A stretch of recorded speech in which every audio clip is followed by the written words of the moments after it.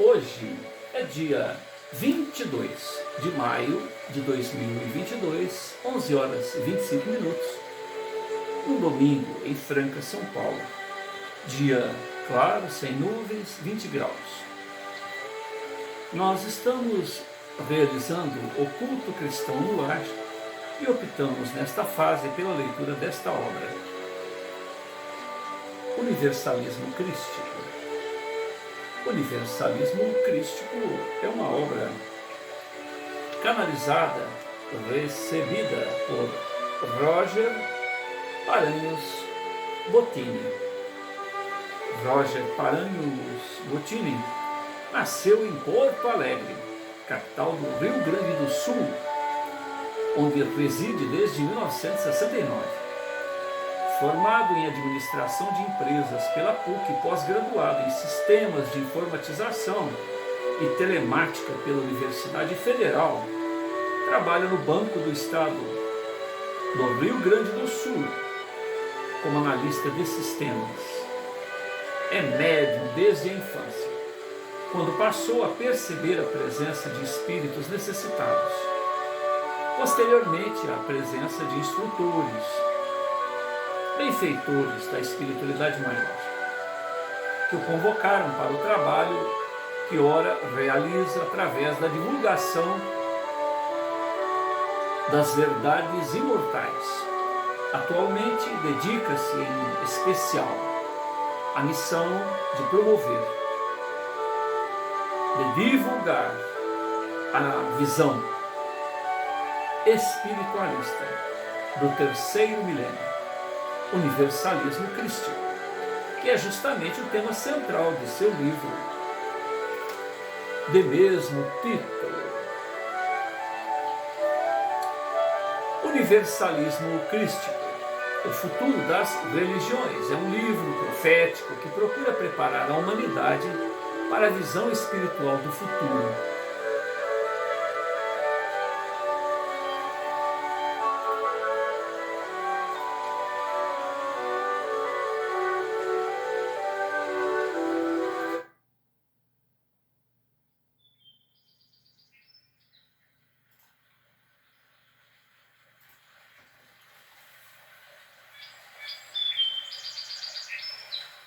A busca consciente da espiritualidade em oposição à submissão religiosa atual que escraviza ao invés de libertar.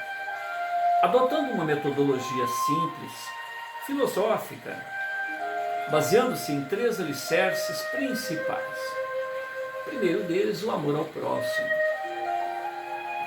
E o respeito à opinião alheia, o respeito à maneira de pensar do outro, porque todos nós somos únicos, nós próprios vamos realizando uma ascensão sobre nós mesmos e hoje somos diferentes de ontem.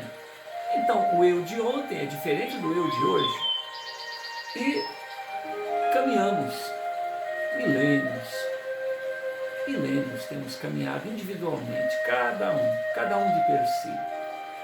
Então, imaginemos se hoje somos diferentes de ontem, amanhã diferente de hoje, porque há um somatório nas experiências de até então, que não pensar da opinião alheia. Veja-se quantas maneiras diferentes hoje se vive no chão da terra, em diferentes culturas, em diferentes maneiras de ser, em diferentes estados sociais, relações pessoais, relações em sociedade. Tudo isso influencia na nossa maneira de ser. E a partir do momento em que temos a honra, a oportunidade de conviver por um certo tempo com outra pessoa, na vida a dois, na vida familiar, na vida em sociedade, na vida espiritual, que riqueza está à nossa disposição. Ingenuamente tentamos impor, tentamos apresentar a nossa maneira de ver a vida como sendo a verdade. E a verdade só Deus a tem. Nós temos experiências e conjecturas. As nossas experiências dizem do que conquistamos, do que fizemos equivocadamente. E certamente, se tivéssemos que fazer novamente, faríamos diferente. Mesmo nas conquistas, faríamos diferente. Então, se nós discordamos de nós mesmos em relação ao nosso passado, em relação ao momento em que vivemos, estamos num constante diálogo conosco mesmo, e nós que conhecemos a nós mesmos, tentamos verificar qual seria a melhor maneira de resolver isso ou aquilo, que não dizer daqueles com os quais compartilhamos o existir. Então é importantíssimo que,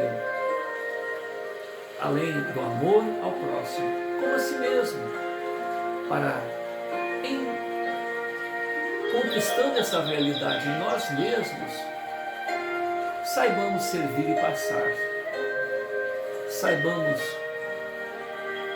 conviver com as diferenças, viver não ingenuamente, mas inocentemente, sabendo do que o outro é capaz, mesmo assim nos relacionarmos com ele, sabendo do que nós somos capazes, mesmo assim tendo a honra de conviver com espíritos de escola, pessoas que estão à nossa frente, que certamente perdoarão, relevarão os nossos equívocos, os nossos tropeços, as nossas fraquezas. Então, considerando que o Pai, a fonte criadora, colocou em nosso mundo íntimo uma parcela de si próprio, somos um no Pai e o Pai é um em nós, somos todos filhos do mesmo Pai. E mais curioso, mais interessante, mais espetacular nisso tudo é que estamos conectados uns aos outros. As conquistas das outras pessoas, as derrotas das outras pessoas influenciam em nós. Quer nós tenhamos conhecimento ou não dessas conquistas ou dessas derrotas. Não é possível um grupo de pessoas estar sendo trucidado no outro lado do planeta e isso não refletir em cada um de nós, mesmo inconscientemente. Né? Então, diante dessa realidade, é o nosso dever, para o nosso próprio bem, para a nossa maneira serena, tranquila e vicejante, uma maneira altiva de ir seguindo sempre à frente, seguros, porque estamos somando, não estamos tendo que revisar embaraços quando agimos diferentemente dessa proposta apresentada pelo preposto de Deus, o nosso irmão maior, o nosso experiente, sábio e acho branco e certo Cristo de Deus. Não há como retroceder, não há como desmerecer, não há como desconsiderar, não há como deixar de viver esta proposta. Então este é o grande desafio. Cabe-nos, uma vez que caminhamos sempre sós, por milênios, chegaremos à evolução por esforço próprio. Muitas das vezes teremos que ver passar por nós pessoas mais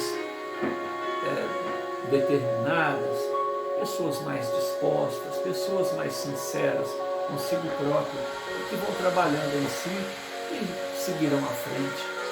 Deles veremos apenas o rastro luminoso, tal a distância do empenho, do trabalho, do esforço, desses que alcançam a iluminação, que alcançam a ressonância harmônica com a fonte criadora, que é amor.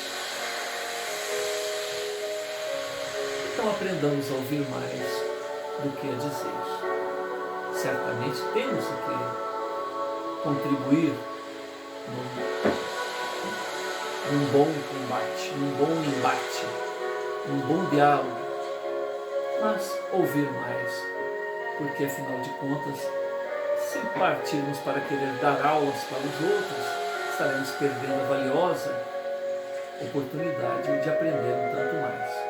Porque afinal de contas, daqueles com os quais convivemos, o que nos sobra são apenas as experiências. Aqueles que amamos sempre seguem adiante.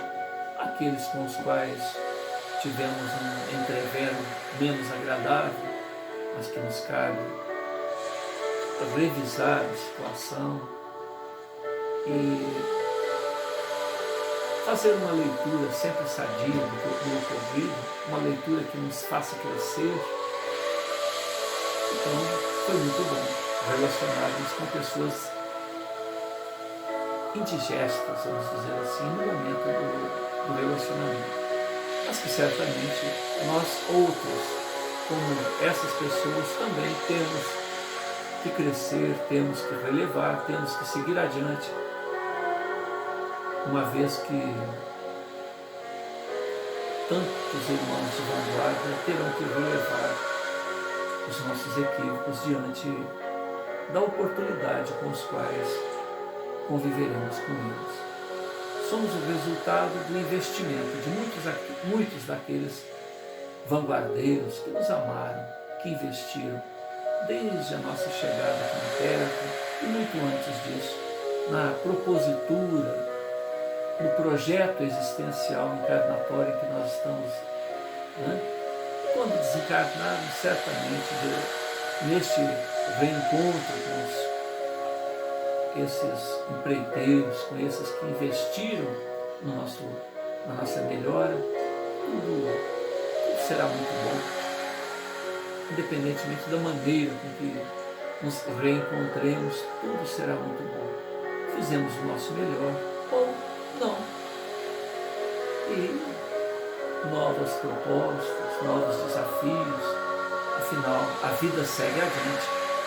Somos imortais, herdeiros do existir, herdeiros dos potenciais do próprio Pai Celestial, da própria fonte criadora.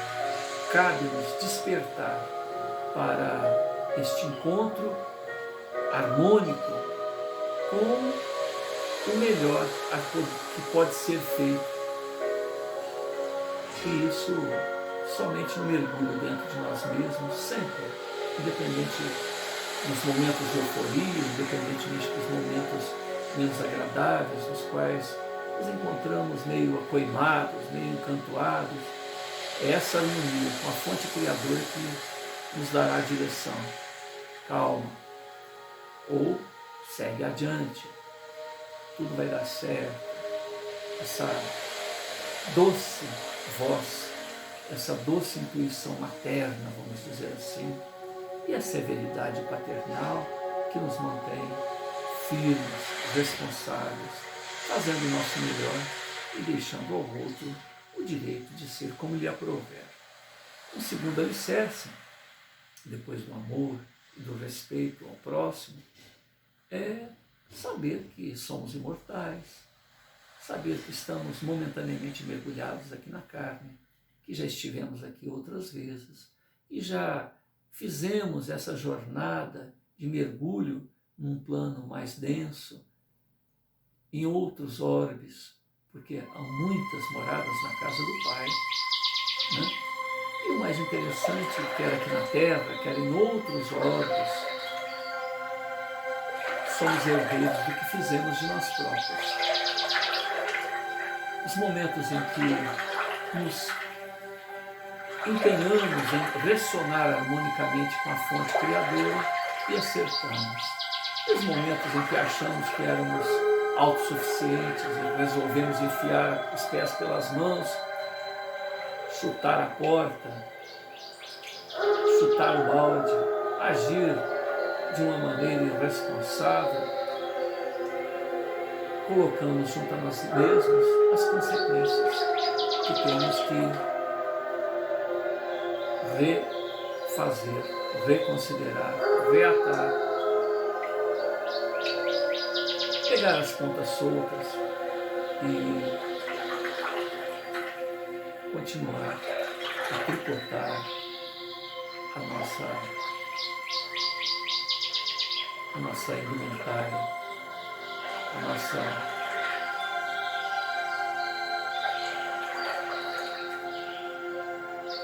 recurso para estar bem com a própria consciência e bem perante as pessoas que confiam em nós há milênios. Somos irmãos em Deus. Somos oriundos da mesma fonte. Então, é muito importante que nós nos empenhemos em bem nos relacionar, em tolerar aquilo que nós poderíamos chamar de intransigências, de abusos de nossos irmãos, certamente quando necessário tomarmos as atitudes próprias pelo respeito, porque da mesma maneira com que eu respeito o outro, eu exijo do outro o respeito que eu lhe endereço. Né? Sempre há outros irmãos com funções delegadas para intervir quando necessário, assim como nós próprios, na condição de pais, de professores, desta ou daquela profissão, junto a colegas de trabalho, junto a familiares, também temos valores delegados que nos permitem também intervir quando, na relação entre duas pessoas, a coisa perdeu o controle. O melhor orientador sempre é o Pai Celestial. Se cada um de nós, ou pelo menos uma das partes, estiver em ressonância harmônica com o Pai Celestial, tudo se desfaz. O indivíduo que conhece o problema sai do problema de uma maneira com expertise. E finalmente, o terceiro alicerce, depois do amor ao próximo, respeito à opinião alheia, dar ao outro o direito de ser como lhe aprouver e exigir de nós mesmos o melhor a ser feito no momento, porque daí a pouco teremos outras atitudes mais nobres, mais outros recursos para fazermos melhor. Além da consciência de que somos imortais, estamos vivendo um momento aqui na Terra muito importante. Há uma fila muito grande de pessoas querendo ter a oportunidade que nós estamos tendo. Então, não temos muitas das vezes condições de avaliar a importância desse momento. Tanto é que o próprio instinto de conservação faz com que lutemos para adiar o mais possível o nosso retorno à nossa vida natural, à nossa realidade primeira, que é o mundo espiritual. Mas é tão importante a nossa passagem aqui na Terra que o próprio instinto de conservação nos leva a manter aqui até o último instante possível. E saber que somos herdeiros daquilo que fazemos. O karma, a lei, o karma positivo, que nos traz o resultado das boas sementes, o karma negativo, que nos traz o resultado dos problemas ainda a serem resolvidos. E finalmente um evolucionar, porque se hoje somos diferentes de ontem, amanhã diferente de hoje, então devemos estar sempre abertos ao novo, estar sempre dispostos a sair da zona de conforto, estar sempre pronto a ouvir a experiência alheia, dar tempo para absorver aquilo e ver o que se pode aproveitar, porque quando se lê um livro, certamente todo conteúdo é válido, todo conteúdo é importante, mas para a nossa vivência pessoal, às vezes algumas páginas, algumas letras, uma frase nos é fundamental para resolvermos o problema imediato ou que vai nos aparecer depois. Então imaginemos a experiência dos outros, quanto isso nos faz crescer, quanto nos acrescenta. Em Desdobramento Espiritual, Roger Botini Paranhos visita as esferas espirituais superiores e as regiões sombrias do astral inferior para obter a opinião dos mestres da luz e dos magos negros sobre o universalismo crístico.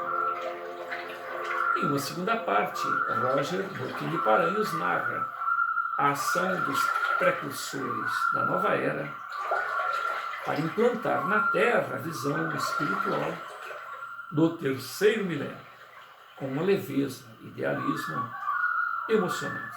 O jovem Rafael, orientado pelo alto, ao lado de sua alma gêmea, Érica, impressiona multidões com sua sabedoria, lucidez espiritual, inspirando os idealistas e silenciando ortodoxos mais retrógrados. Um livro que funde os estilos já apresentados em suas obras sobre o signo de Aquário e História de um Anjo. E como diz Hermes no prefácio, todo aquele que deseja ser livre à busca da verdade por suas próprias mãos, nos siga nessas páginas. Hermes também diz o seguinte: o homem nada sabe, em realidade, mas é chamado a tudo conhecer. Quando ele se referiu à história de Rafael, ele comenta que um jovem de 17 anos, cabelos longos, castanhos ao ombro, um rosto sereno, uma lucidez e agradabilidade que comove todos aqueles que o cercam.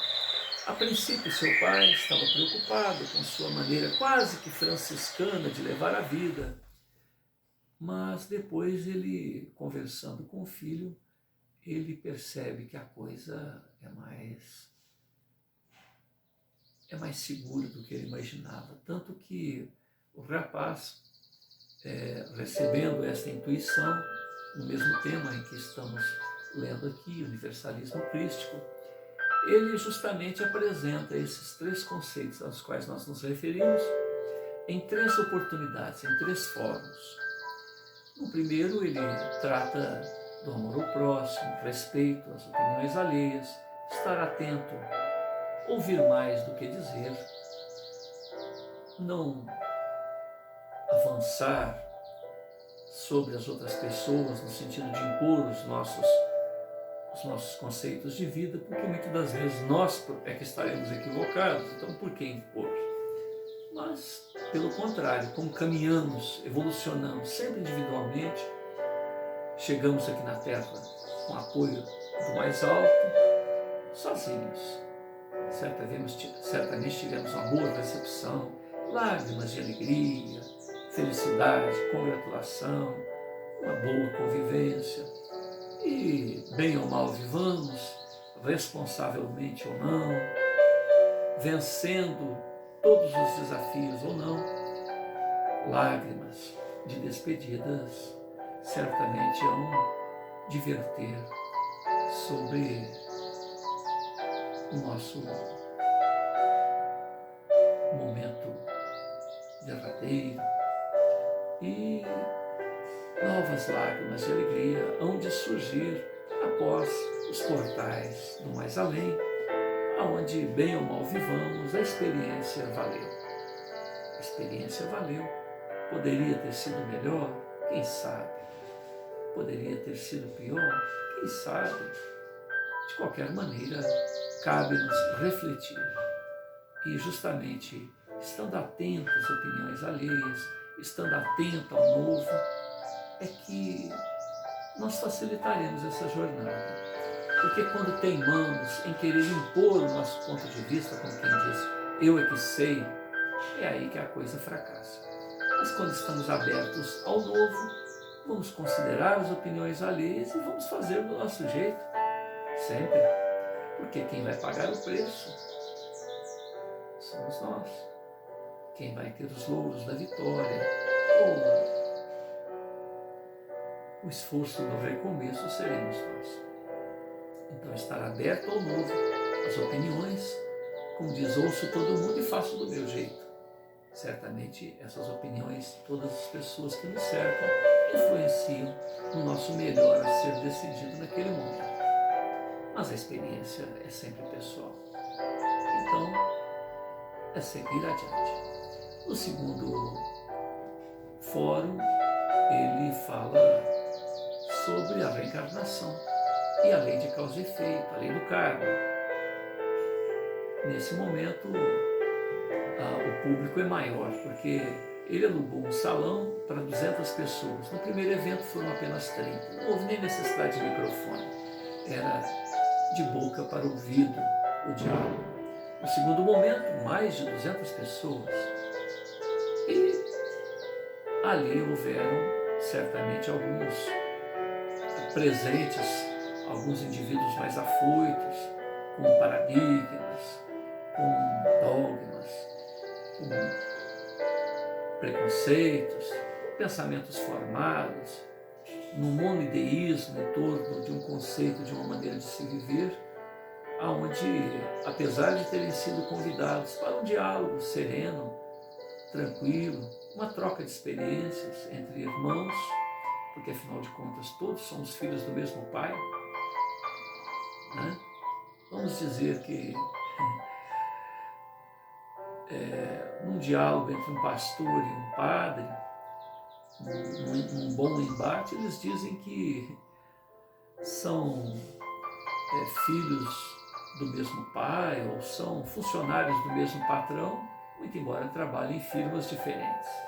Cada um tem lá o seu propósito existencial, mas todos têm a consciência de que o pai, de que o dono da seara é o mesmo. Então,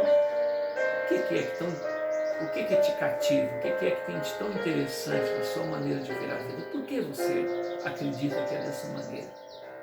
Então, hoje, maio de 2022, se formos procurar um grupo numa ilha deserta, como será a maneira deles?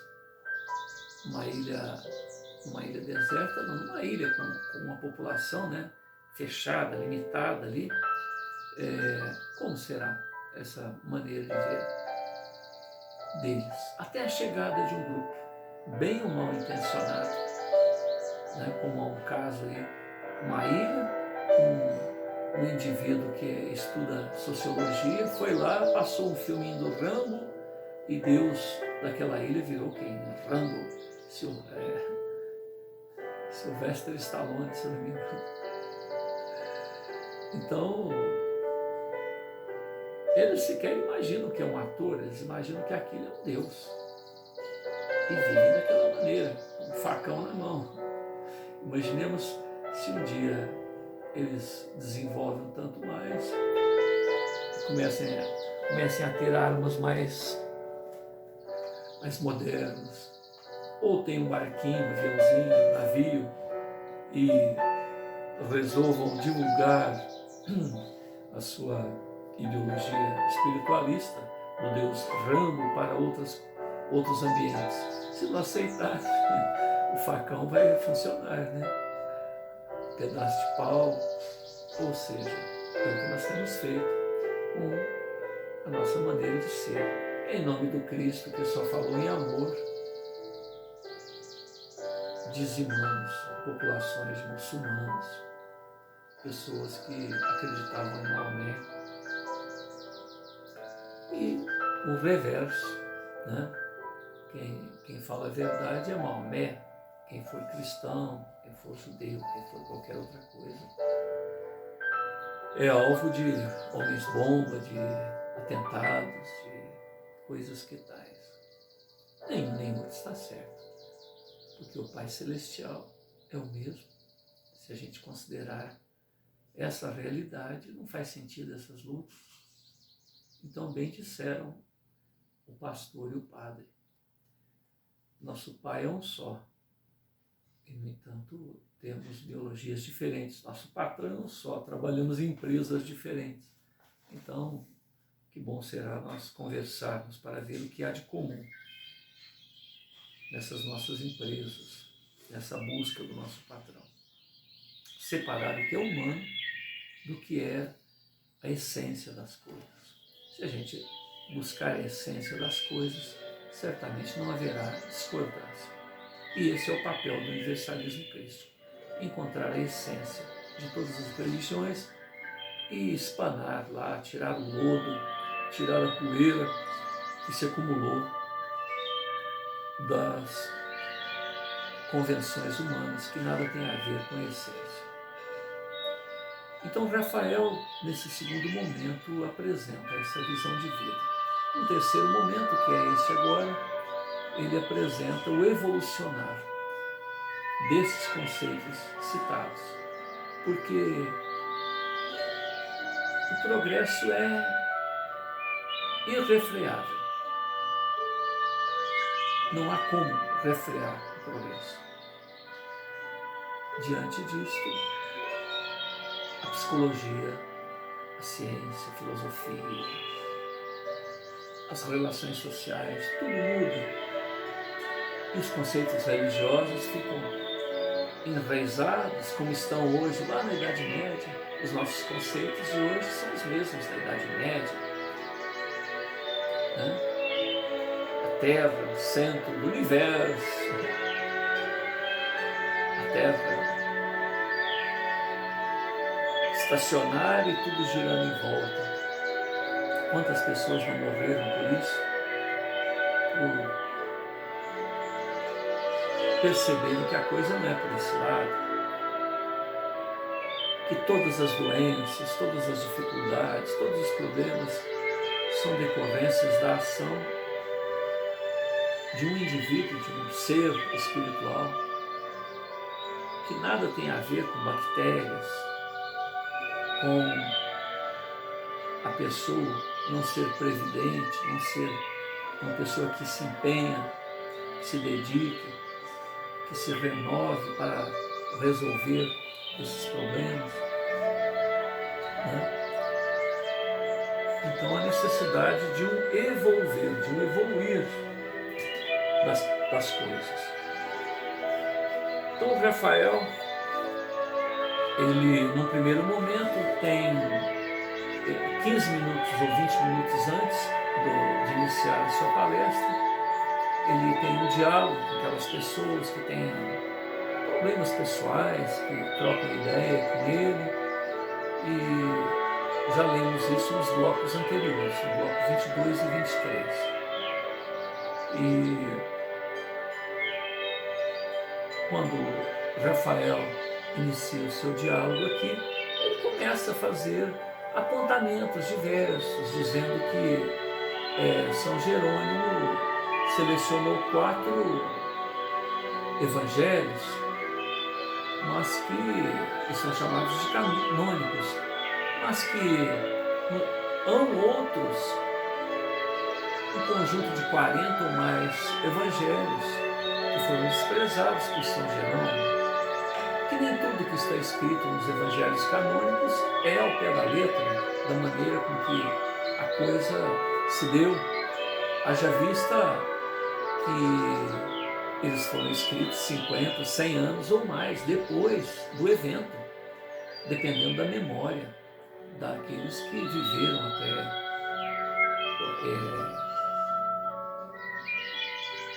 até o momento em que eles foram escritos em grego, escritos em aramaico. Quantas distorções não foram colocadas, palavras que não foram ditas por Jesus, não anotadas, palavras que ele disse.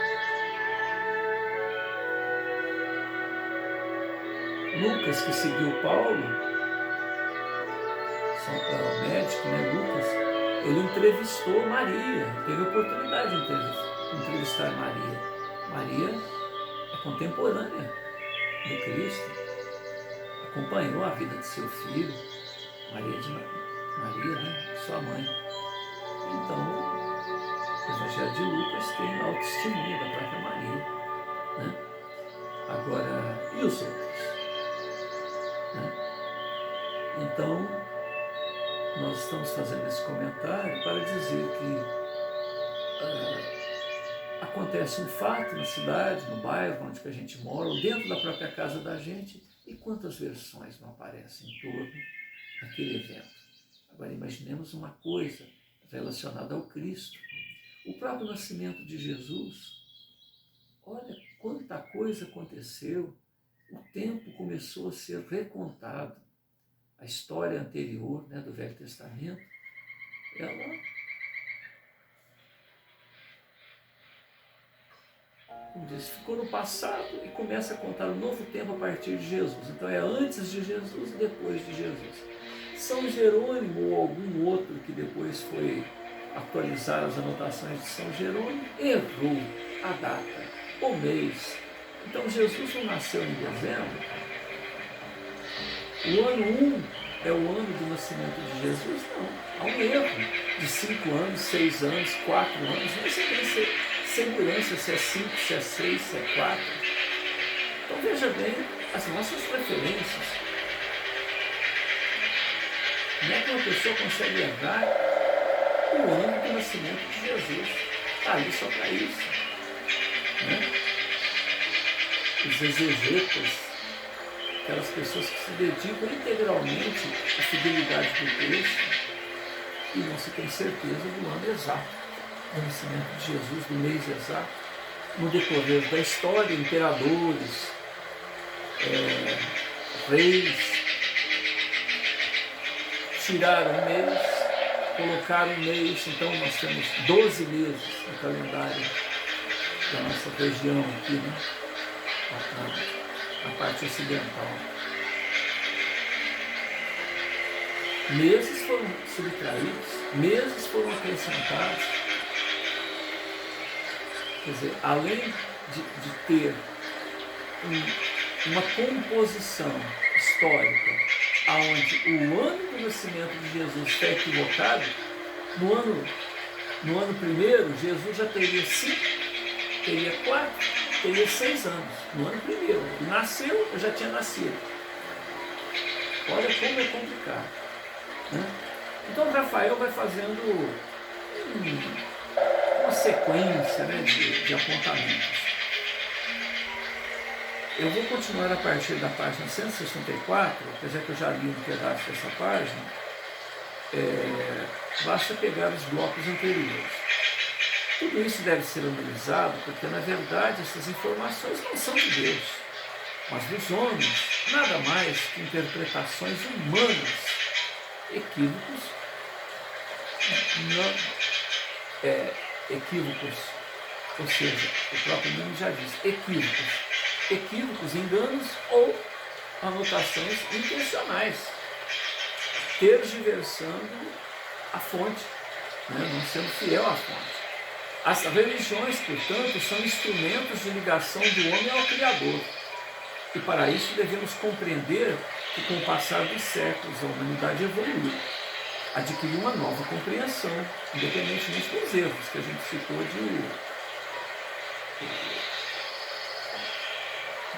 do tempo, né, das palavras.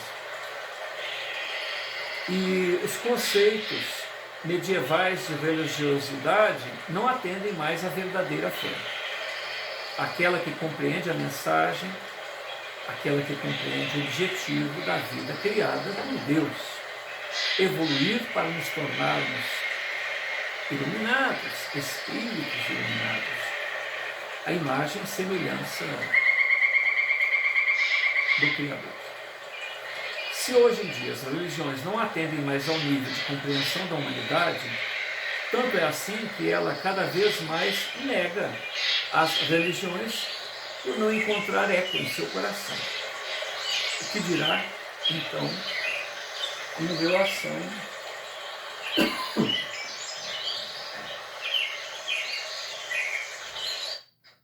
às gerações futuras?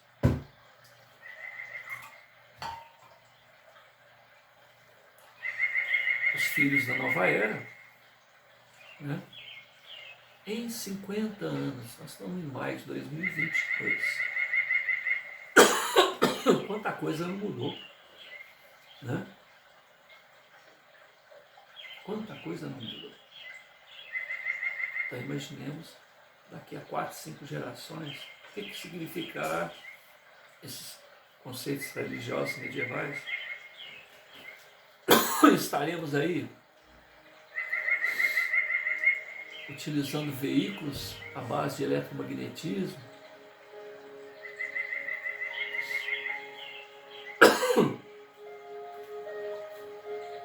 potenciais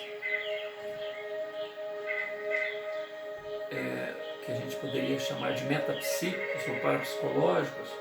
Estaremos lendo o pensamento do outro, diretamente na fonte, mergulharemos na mente do outro para saber o que ele realmente está pensando. Portanto, há de se fazer o que? Uma transparência. Temos que ser legítimos em relação a nós mesmos. Não agirmos de uma maneira desconforme do que realmente há aqui dentro, porque o outro vai mergulhar no nosso ambiente. Os espíritos desencarnados já fazem isso. Alguns indivíduos que têm recursos paranormais, recursos mediúnicos, que é a mesma coisa. O médium é aquele que vê o pensamento do desencarnado. Por que então não vê o pensamento do encarnado? Também é um espírito, com o corpo físico. Basta treinar, basta buscar. O paranormal é o médium. O médium é um paranormal. São nomenclaturas porque eu identifico uma relação direta entre o encarnado e o outro. Então chama de paranormal. Mas o encarnado é um espírito. E o desencarnado é um espírito. Nós somos espíritos. Então são recursos de espírito para espírito que estão sendo utilizados. E uma nomenclatura cria uma separação, mas não existe separação, é o mesmo proceder para pegar o pensamento do desencarnado mesmo para pegar o pensamento do encarnado. Nós estamos falando só disso, de pensamentos, mas e outros recursos? Manipular a matéria, porque afinal de contas esse corpo é matéria, tudo ao nosso redor é matéria. Nós evolucionamos manipulando a matéria. Orientam os amigos espirituais no sentido de informar que a mônada, o germe da vida, o espírito na sua fase embrionária, dorme no mineral, sonha no vegetal, agita-se no animal e desperta no homem. Mas uma informação muito recente, antes de sair da fase animal para vir para a fase hominal, existe a região dos elementais. Essa informação para mim é nova, eu não conhecia. Então, o homem dorme no mineral, sonha no vegetal, se agita no animal, interage no universo dos elementais. Olha que interessante, isso é um campo vastíssimo para a gente explorar. E depois, por interferência do próprio Cristo, do responsável cósmico, por este orbe, ou por sistema, ou pelo universo, porque o Cristo é o preposto de Deus que gerencia um grupo de almas. Por ação do Cristo, quando a mônada espiritual sai da fase animal, é colocado em determinados mundos muito bonitos, mundos primitivos, mas sem os conflitos que a gente encontra na fase hominal, e ali esse ser trabalha com elementos da natureza, manipula os elementos da natureza, no caso aqui a água, o ar, os minérios, o fogo. Em tudo na natureza há a ação das mônadas e dos elementais e dos seres que já atingiram a fase humana. A fase humana é aquele que despertou para o próprio existir. Ele olha no espelho e fala, eu existo. E daí o progresso continua, porque nós estamos falando em Cristos. Então, antes de chegar à fase crística, vamos colocar uma outra fase, um evolucionar do espírito até se tornar um espírito perfeito, depois atingir o que nós poderíamos chamar de angelitude. Então a gente não tem ideia nem do que é um espírito perfeito. quanto mais, e depois tem outra escala, a escala crística, né? Então é um processo evolucionário onde nós somos como que bactérias, como que pulgas, né?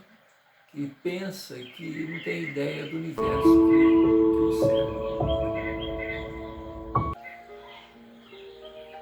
Esse terceiro fundamento do universalismo crístico talvez seja o mais essencial, o evolucionar, né? Do pensamento, do conhecimento, estar sempre aberto ao novo, para o importante avanço espiritual necessário para ingressarmos na nova era, o que o manterá vivo e sempre avançando para o futuro. Como eu disse desde a primeira reunião, afirma que não são verdades absolutas que nós apresentamos, à exceção da mensagem do próprio Cristo de Deus, que se fez presente na terra para dizer: amai-vos uns aos outros.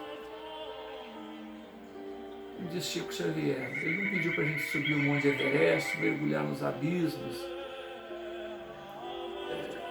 morrer pela humanidade, mas amar uns aos outros. É só isso que ele pediu para a gente. Não é possível que no início do terceiro milênio ainda estejamos escravos de conceitos religiosos tão medievais como a crença de que devemos ser subservientes a Deus e que Ele é uma entidade externa. Olha que visão renovada que Rafael traz. Somos um com o Pai é um em nós. Somos a essência do próprio Criador. Jesus falava: vós sois deuses. Aquilo que eu faço, vós podeis fazer e muito mais. Olha que parece um absurdo, né? Como que a gente pode fazer a mesma coisa que Jesus fazia e muito mais? Somente evolucionando, né? Os amigos espirituais orientam que Jesus tem 13 bilhões de anos, a idade do universo. Porque o Pai é eterno. Antes desse universo existir, existiam outros universos. O universo, o espaço em que Jesus evolucionou, muitas das vezes nem existe mais. A matéria, a constituição que compunha tudo aquilo onde ele fez o progresso evolutivo desse, tal qual nós estamos fazendo, até atingir a condição de Cristo. E é um Cristo novo, é um Cristo iniciante. Se a gente jogar que Jesus tem 13 bilhões de anos, não importa o número, se é exato, se não é, só para a gente ter uma ideia, mas a informação que tem é essa. A Terra tem 4,5 bilhões de anos. Jesus tem 13 bilhões de anos. Há 4,5 bilhões de anos ele já estava na condição crística e assumiu a responsabilidade de cuidar do nosso órgão, de cuidar de todos nós, vamos dizer assim. Porque o planeta, depois de, olha só, 4,5 bilhões de anos tem a Terra, mas a humanidade está presente aqui há alguns milhares de anos. Milhares, depois de milhares vem milhão, vem bilhão. É como se fosse um livro dessa grossura e a humanidade está aqui nessas últimas páginas. Então, a grandeza dele de ter administrado a construção desse orbe, desde lá do momento em que era apenas, né, uma explosão de energia, depois formar a crosta, depois ir criando tudo isso, né? Jesus é tão grande nos seus potenciais que há líderes religiosos que acham que Jesus é o próprio Deus. Uma vez eu estava conversando isso com a minha mulher e eu falei: nossa, você sabe o que eu descobri? Que Jesus fez o planeta, que ele utilizou, e fui contando os detalhes e tal. E falei, uma informação mais recente ainda, falei para ela: Jesus, ele é o administrador de Crion, de Capela, de Alcione. Nós estamos aqui na Terra, muitos de nós somos degradados de Capela.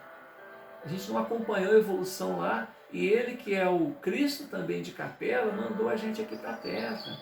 Criam. É um mundo primitivo, onde muitos de nós também seremos novamente degradados, se não fizermos por merecer, se não fizermos por ter uma reforma íntima, ou seja, não nos adaptarmos à única mensagem que Ele pediu: amem-se. Ame-se e ame ao próximo, ame a Deus, respeite a opinião do outro. E no amor a gente encontra todas as necessidades, todas as dúvidas, e encontra todas as respostas para esse evolucionar, para estarmos aptos a continuar neste planeta azul, né, neste chão da Terra, porque a maioria de nós seremos degradados. Há muitas moradas na casa de meu Pai, diz Jesus. E Ele é o Cristo de 5 orbes. E eu apresentava esse conceito para minha mulher. E ela olhou para mim assim com uma certa ironia, com certa... diz, coitado dele. Você não sabia que Jesus é Deus? Você está falando que Ele está administrando aí 5 planetinhas? Não, Ele administra o universo inteiro. Olha como que são os conceitos de vida, né? Enquanto eu estou admirado de saber que alguém tem o potencial para administrar toda essa humanidade, 30 bilhões de almas estão sob seu cuidado aqui na Terra. Há informações de que somos oriundos de orbes diferentes. Estamos aqui numa amálgama, trocando experiências. Somos espíritos renitentes no erro, conforme a gente comentou, alguns viemos de Capela e outros orbes. Essas informações chegam a dizer que Jesus recolheu almas de 30 orbes diferentes para compor essa humanidade presente aqui na Terra, né? Então, é nesse laboratório, nesse cadinho de relacionamento de uns com os outros, é que nós vamos evolucionando. Por isso é importante. Se viemos de locais tão diferentes, é mais importante ouvir do que falar. É mais importante aprender com a experiência do outro. Usa lá o que quiser, usa lá o que interessa, ouça todo mundo e decida por si próprio qual que vai ser a sua atitude daqui para frente, né? Então, diante dessas informações que a gente está apresentando agora, olha o que o Rafael fala. Se hoje em dia as religiões não atendem mais ao nível de compreensão da humanidade, tanto é assim que cada vez mais se nega as religiões por não encontrar eco no coração. O que se não dirá das religiões futuras, que são almas eleitas para o novo estágio evolucionário da Terra no terceiro milênio? O terceiro fundamento do universalismo crístico talvez seja o mais essencial, o mais importante avanço espiritual necessário para ingressarmos na nova era e que o manterá vivo e sempre avançando para o futuro. Como eu disse desde a primeira reunião, o que eu afirmo não é uma verdade absoluta, à exceção das palavras do Cristo: amor ao próximo, respeito ao conhecimento, às experiências, à sabedoria daqueles com os quais compartilhamos o existir. Ouvir mais do que querer impor. Logo, tudo está aberto à troca de ideias, a um estudo. A busca do debate filosófico e científico deve ser sempre impulsionado, deve sempre impulsionar o saber espiritual para o futuro. Não é possível que no início do terceiro milênio ainda sejamos escravos de conceitos religiosos tão medievais, como a crença de que devemos ser subservientes a Deus e que Ele é uma entidade externa, quando na verdade é o nosso Pai, é o nosso gestor. Deus é bom, disse Jesus. Um dos discípulos chegou para ele e disse: bom mestre, mestre sim, mestre eu sou, mas bom, só o Pai. O Pai, então, a fonte criadora é amor. Por amor, Ele nos coloca de frente às consequências do que fizemos. Por mérito acertamos, por mérito refazemos e continuamos a nossa jornada. O Criador não deve ser visto de forma paternalista, como se servisse somente para atender lamentos, pedidos. Servir de exemplo, sim, ele deve ser, sendo a fonte do amor, para a nossa caminhada rumo à perfeição. Ao lembrarmos dele, devemos procurar melhorar com o objetivo de honrar a nossa origem, honrar a nossa destinação, honrar a ressonância que existe entre a fonte e nós outros. Somos deuses em potenciais. Se nós dissemos que estagiamos na região mineral, na região vegetal, animal, na região elemental, na fase humanoide, estamos destinados a nos cristificarmos depois de nos tornarmos espíritos perfeitos, seres angélicos, atingirmos a cristificação, aquilo que eu faço vós podeis fazer e muito mais. Vós sois deuses. Olha, o próprio mestre, o próprio irmão mais velho, né, o próprio orientador nosso, nos dando a direção a seguir. Então devemos procurar melhorar, atingir o objetivo, honrando o Altíssimo.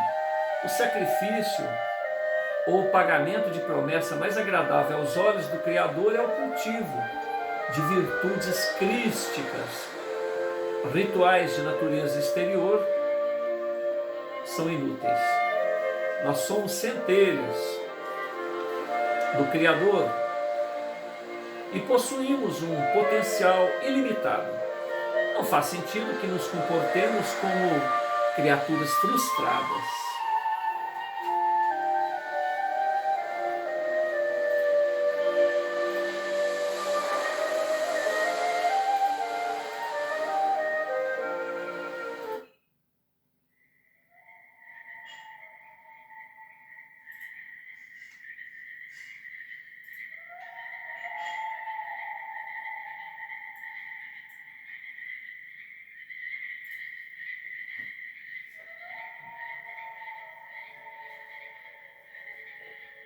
Somos centelhas divinas do Criador e possuímos um potencial ilimitado. Não faz sentido que nos comportemos como criaturas frustradas, sempre nos punindo por nossos pecados, por nossos erros de alvo. Pecado é não evoluir. É não abrir a mente, isso é pecado. O resto é experiência evolutiva. Hoje em dia, o errar faz parte do acertar. Qualquer habilidade, vamos dirigir um carro, vamos aprender uma profissão, vamos realizar um trabalho, vamos corrigir nossos filhos, enfim, tudo que vamos aprender uma língua. À medida em que erramos, a experiência é fixa, de tal maneira que naquele aspecto a gente não erra mais. Então colheremos o que plantamos, mas só acertaremos e nos tornaremos filhos verdadeiros de Deus através da vivência dos nossos próprios erros. Erramos, e daí? Levantemos e continuemos a jornada. O erro é filho da ignorância. Meus irmãos, vamos abrir as nossas mentes, diz Rafael. Sigamos em nossa jornada com o primeiro alicerce do universalismo crístico em nossos corações. Amor ao próximo, sem cabrestos, sem paradigmas, sem preconceitos, sem embaraços medievais. procurando aprender ou compreender que somos seres iluminados e não pecadores amaldiçoados. Vamos nos valorizar, nos tornar dignos do título Filhos de Deus. O universalismo crístico exige que sejamos filósofos, sejamos cientistas, observadores do existir, observadores de nós mesmos e daquilo que segue ao nosso redor. Filósofos porque pensemos tudo que aprendemos no campo da religiosidade e aperfeiçoemos esses ensinamentos para uma visão verdadeiramente espiritualizada, sem os embaraços das convenções humanas, que nada tem a ver com a essência que originou aquele próprio conceito de vida, a respeito dos valores eternos. E cientistas porque a realidade material, a realidade espiritual não devem ser dissociados. Será através do estudo científico, ou seja, do método, do controle, da repetição, que se obterá as primeiras comprovações da vida após a morte. E que não é apenas mera fantasia das mentes simplórias.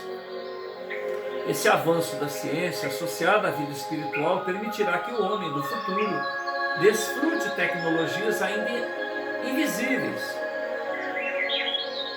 ainda inalcançáveis pelos 5 sentidos humanos. E quem define o que é certo e o que é errado? Nem tudo pode ser comprovado de forma categórica. Então, essa informação ficará em suspenso, aberta a debates, até que um dia se chegue a um consenso. O que não podemos é continuar a manter crenças que não se sustentam. Elas são fruto de uma devoção cega e sem base coerente. Não somos bonecos, robôs em que Deus injeta sua graça para nos tornarmos melhores. O homem é fruto de suas ações, aquisição de consciência, e não alienado, controlado pela vontade externa. As gerações futuras terão uma expectativa de vida muito superior à atual, por causa da mudança dos hábitos, avanços da medicina em todas as áreas. Há uma longevidade que permitirá um acúmulo de conhecimento muito maior nessa mesma vida por parte das pessoas, estimulando-os ao inevitável, ao irrecusável progresso. A mente progressista do terceiro milênio estará sempre aberta para descobrir o novo, estar abertos para o inesperado. No campo da filosofia religiosa, novas descobertas trarão luz aos ensinamentos mal interpretados dos grandes avatares da Terra. As pesquisas históricas sobre a personalidade de Jesus nos farão ver uma nova mensagem por detrás daquela distorção criada nos primeiros séculos do cristianismo e na Idade Média. Será o fim de rituais sem sentido, simbologias que nada acrescentam para a real metamorfose humana, para o crescendo de cada um de nós. Das trevas para a luz. A confrontação sobre crenças de cada religião poderá nos trazer uma visão mais coerente, universal, sobre a mensagem de Deus, seus objetivos para a nossa evolução. Não podemos mais nos submeter aos dogmas das religiões, às escrituras ditas sagradas que foram escritas pelos homens, pois se assim nos comportamos, jamais teremos um progresso no campo espiritual. As religiões ensinaram os nossos antepassados a não questionar a palavra de Deus, que isso era pecado, falta de fé. É muito fácil perceber que isso era interesse, cabrestos, para manter o controle sobre fiéis. Já a verdade cristalina de Jesus era outra. Conhecereis a verdade e ela vos libertará. Do alto de seu reino de luz, o grande mestre aguarda o nosso despertar. Ele espera que abandonemos a alienação imposta pela própria sociedade, pelas religiões, e que mergulhemos na busca por respostas. Nós estamos entrando em uma nova era, que selará o fim de gurus e de líderes religiosos. Eles não serão mais necessários, pois o homem do futuro compreenderá que a verdade e a única religião é a própria consciência em busca de espiritualização. Nós paramos na página 166. Aqui um diálogo vai existir entre ele e o público. O próprio Martim Lutero foi amaldiçoado, né, pelo Papa. Ele cometeu uma blasfêmia. Né? O Martim Lutero dizia que o homem, ele conversa com Deus diretamente. Ele era contra uma série de coisas, 100 itens lá. E daí surgiu todas as divergências do catolicismo, porque o Martim Lutero era um bispo, né, alemão, traduziu a Bíblia, tirou do latim e colocou, né, numa língua que as pessoas poderiam compreender.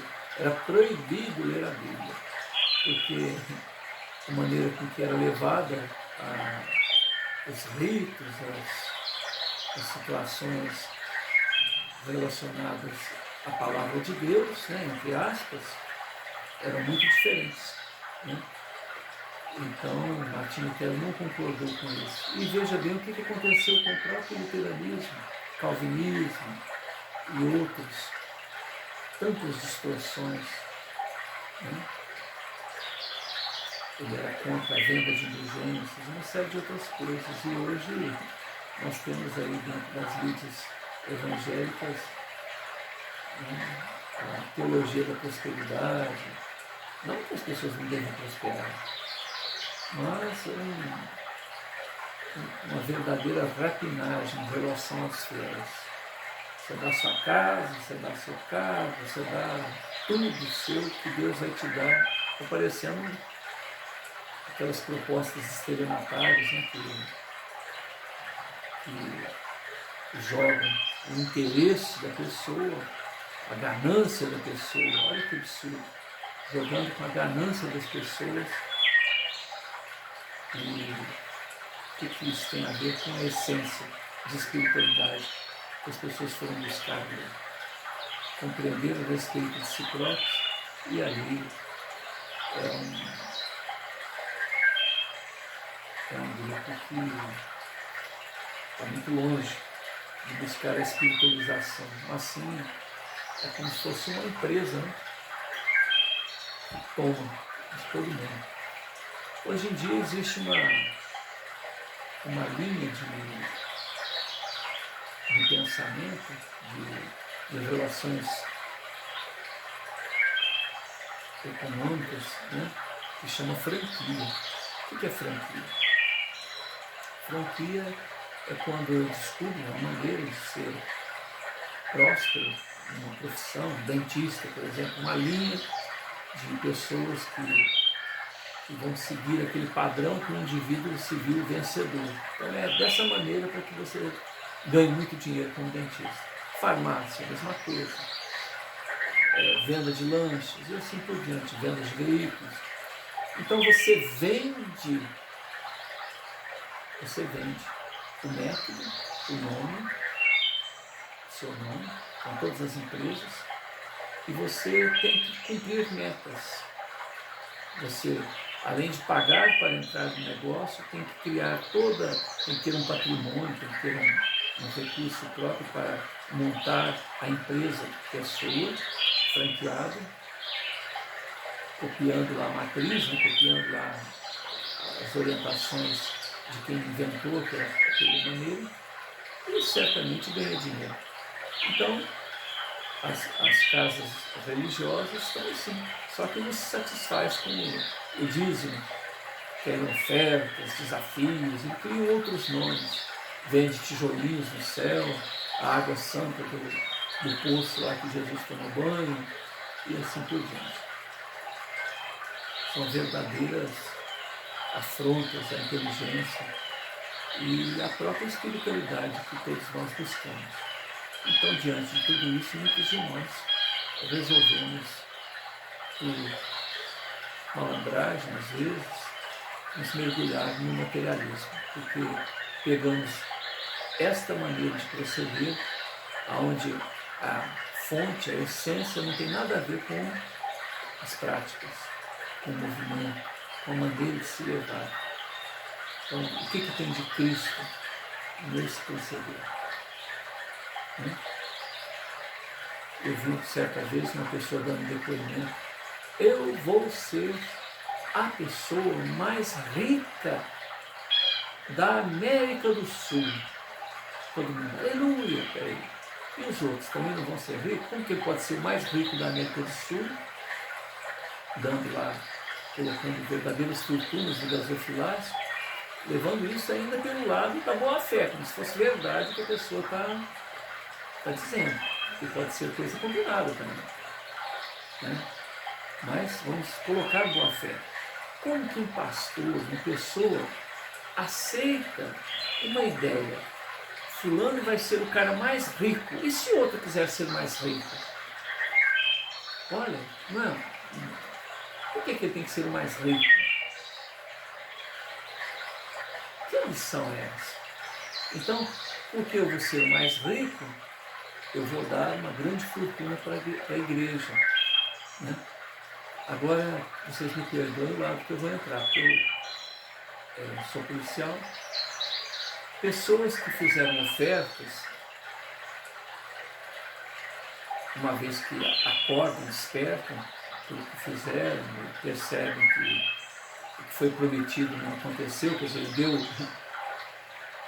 1.000 esperando 100.000 do Pai Celestial e aquilo não aconteceu, a pessoa retorna lá, o pastor diz para ele, zombando: olha, nós temos bons advogados, você pode fazer o que você quiser, não vou te devolver, isso é problema seu, você deu porque você quis, é você que não teve fé suficiente. Peraí, olha aqui, quer dizer que na hora de fazer a proposta, eu pego a pessoa e levo ela em cima. Depois eu tiro a máscara e jogo, se vire, procure seus direitos. Como policial, eu vi isso muitas vezes. E entra na justiça, chega lá o juiz fala: filho, você deu porque você quis. Você entregou a chave do carro. Tem pastor que não aceita nem carro financiado, tem que ser carro quitado. Porque o carro financiado vai dar problema para eles. Ainda zanga com a pessoa de ter dado o carro financiado para a igreja. Então a gente está jogando isso aí para dizer o quanto é um convite para que as pessoas se tornem ateus. Se você for considerar isso como espiritualidade, nós estamos falando só da lide cristã. Se você for procurar lá os orientais,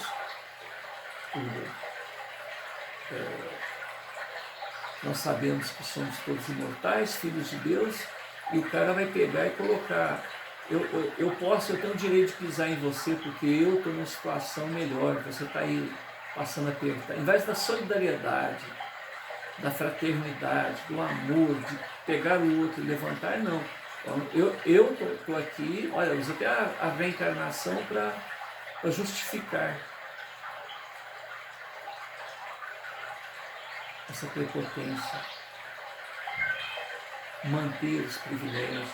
A pessoa sai na rua, os párias, né, aquelas pessoas comuns, tem que se afastar, porque a sombra desse não pode encostar, porque senão ele vai se tornar um impuro. Olha como se distorce as coisas. Mesmo a pessoa tendo uma visão reencarnacionista, nada tem a ver com amor, com solidariedade, com respeito, com a troca de experiência. Né? Então, realmente, Rafael e sua equipe, Roger Bettini Paranhos, trazendo essa visão renovada a respeito da mensagem de Jesus e seus propósitos, porque, na verdade, todos esses avatares que chegaram à Terra antes de Jesus buscaram preparar o caminho para que a sua mensagem tivesse uma acolhida. Porque até então era o olho por olho, dente por dente, mão por mão, pé por pé, pisadela por pisadela, ferida por ferida. Era a lei de Italião. Nada mais justo. Matou, eu vou lá e mato alguém. Matou alguém da minha família, eu vou lá e mato. As pessoas faziam o pior. Né? Você machucava uma pessoa, ele ia lá e machucava a sua família inteira. Então, a lei de Italião era o máximo que a pessoa conseguia entender. Então vem Jesus e fala, não, se alguém te bate numa face, ofereça a outra, se alguém te pede emprestado, dá para ele. Se alguém te obriga a caminhar 1000 passos, vai com ele outros 1000. Isso não por exemplo, tem uma explicação a respeito de caminhar, porque o romano, quando invadia a terra alheia, como fez com os filhos de Israel, existia um parágrafo lá, uma norma. Quando um romano chega, você, povo que é conquistado, é obrigado a carregar a bagagem do romano 1000 passos. E Jesus vem e apresenta uma outra versão. Não, mostra que você é livre. Caminhe com ele mais 1000. Então, ele te obrigava a caminhar 1000 passos por determinação, né, de Roma. 1000 outros passos você caminhava porque você queria. E aí o cara, achando que você era trouxa, dizia, não, então acaba de levá-la para mim. Eu falei, não, eu já caminhei os 1000 passos seus, 1000 passos que eu quis caminhar, e daqui para frente que eu obedeceu. Ele mostrava a liberdade dele, a consciência de ter que obedecer à lei romana, a liberdade dele de caminhar 1000 passos, mas nem mais um passo depois dos 2000. Então tem essa interpretação, para mostrar que não é que você era submisso ao romano, em dobro, mas nos 1000 passos que você caminhava por sua conta, representava a sua liberdade de caminhar 1000 passos, de boa vontade, mas nem mais um. Né? Enfim, tudo isso que nós estamos vendo aqui mostra que somos caminheiros solitários nesse processo evolucionário e devemos ouvir tudo e decidir mais consciente, mas decidirmos sabendo que nós seremos responsáveis pelas consequências de nossas decisões. O Pai Celestial nos coloca frente a vários desafios para que nós cresçamos. Acertando ou errando, pouco importa. Tudo será a nosso favor. O erro também nos ensina uma outra maneira de levar a vida. Muita paz a todos. Obrigado, Jesus, por essa oportunidade, que esse clima permaneça no coração de cada um de nós, hoje e sempre. Obrigado.